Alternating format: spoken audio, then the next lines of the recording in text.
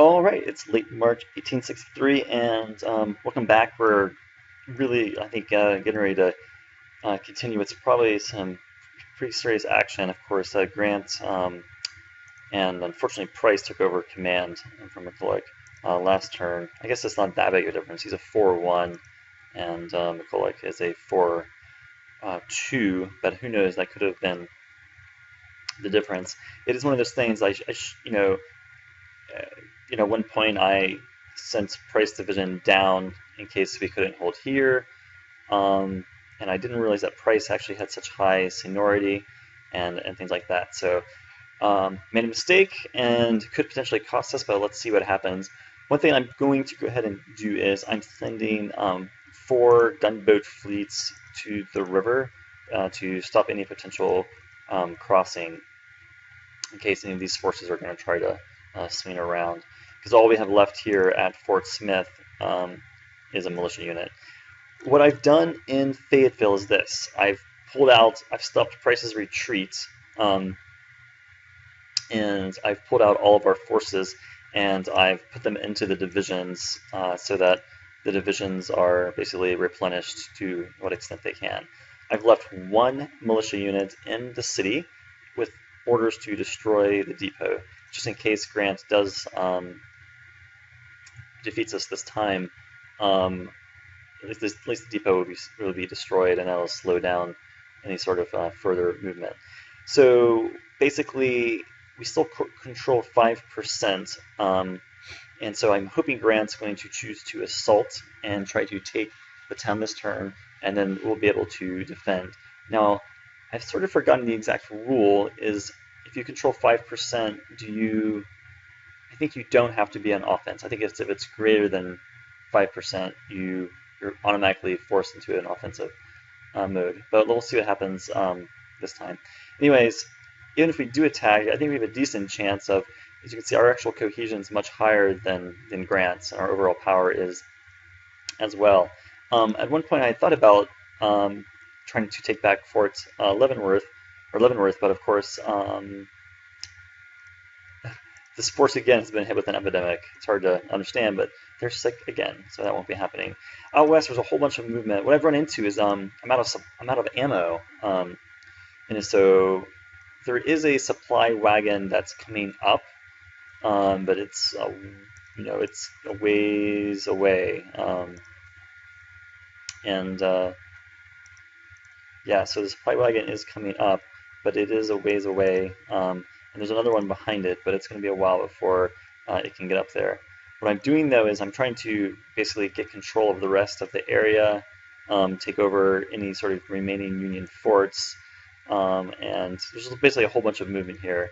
One thing Shelby is going to do is there's actually a lot of supply down here. You can get here pretty quickly, and so I'm going to send them down to basically Texas to resupply. I know it seems crazy, but he's very fast. That's a 25-day trip.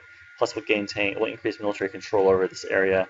And then there's also supply over here in Texas that we can basically load up with ammo and then head back to Colorado. Of course, our objective is going to be, I think I said it last turn, I think our easiest option is to take Utah and then take Nevada, where it has the gold mines. Kentucky didn't really do too many changes. I am sending a division up to Albert Sidney Johnston, so we'll have 3 divisions, and then I'm going to create a mixed division of cavalry and infantry with Forrest. That's here, so that'll be filled out. Otherwise, not too much is happening in Virginia. So, all right, let's run the turn and see what Grant is going to do. Oh, by the way, I raised taxes. I have all these conscripts. I need to recruit, and I don't have the money. Our inflation is at 14%, so not huge, but yeah.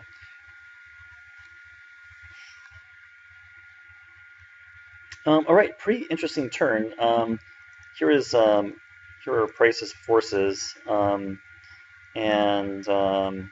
we have as you can see, the depot is destroyed. Other there's 100 supply left for us here. Of course, the town is still in our control. I didn't really understand what happened in the battle. It looked like Sheridan took over command. Are there two corps here? I couldn't. Where is Sheridan? No, that's Blunt. Yeah, let's look at the battle. There was one battle that happened. So let's see what happened here. So basically, at first they succeeded in retreating.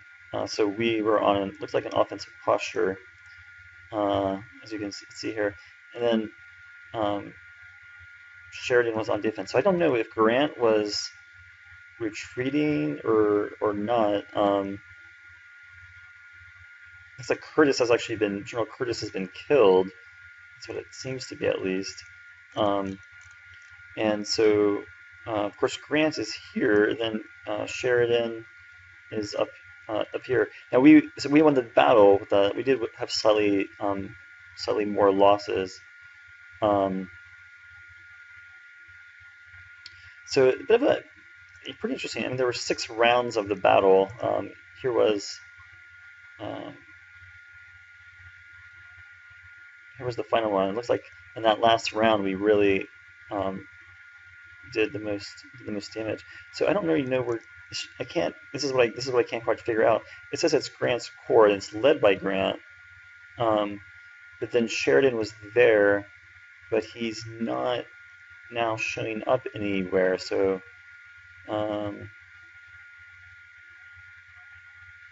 yeah. So if someone can explain to me what's happened here, I'd love to I'd love to hear it. Is it? I would say okay, it's Grant's corps, but Sheridan is somehow is ranked higher. I don't really understand it. I know Sheridan did come down here, but anyways, the end scenario is we still have the town. The depot's been destroyed, and the Union still has 95% power. Looks like we'd lost a couple regiments this turn, but not a huge amount. So we actually did have some replacements that I requested last turn, and you can see those have actually gone. Those actually went through as well. So yeah, I don't really think too much else happened. That was the main highlight. I wonder if we're going to be getting into supply issues out here, because it looks like we're basically down to only 1 turn's so enough supply for 1 turn. So there is some supply up here. So I'm going to have to think about how to split up these forces so that they don't take a lot of supply hits. Shelby, as you can see, is going down, but looks like run into some bad weather, and they won't get there for another 36 days. So it might make sense for Shelby to actually go to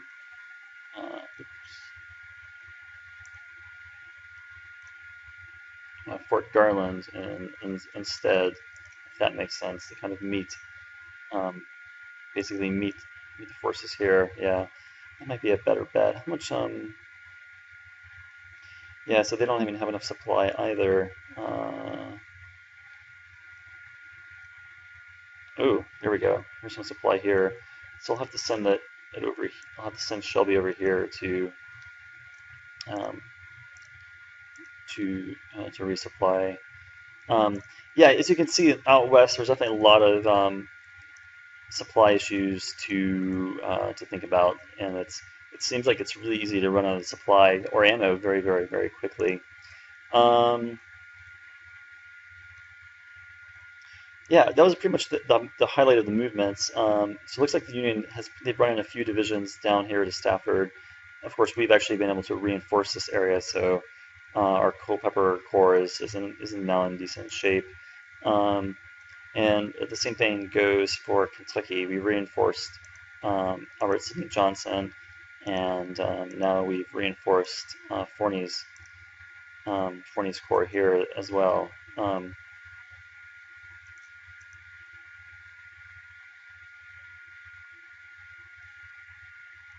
trying to think what else really happened. I think that was the main. Those are the main highlights. Let's see if there are any interesting messages. So, forces being trained. Okay, so some regional decisions.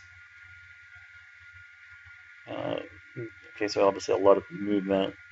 Well, that's nice. We have this garrison's been mustered, so they don't cost any command points. So we can drop them in. As you can see, actually, Price's force is actually in better shape than Grant, and what's happened here is since one of their generals was killed, they have a bunch of these loose. They have a whole bunch of loose units. So they'll have to I'm sure they have space to drop those in different divisions now, though.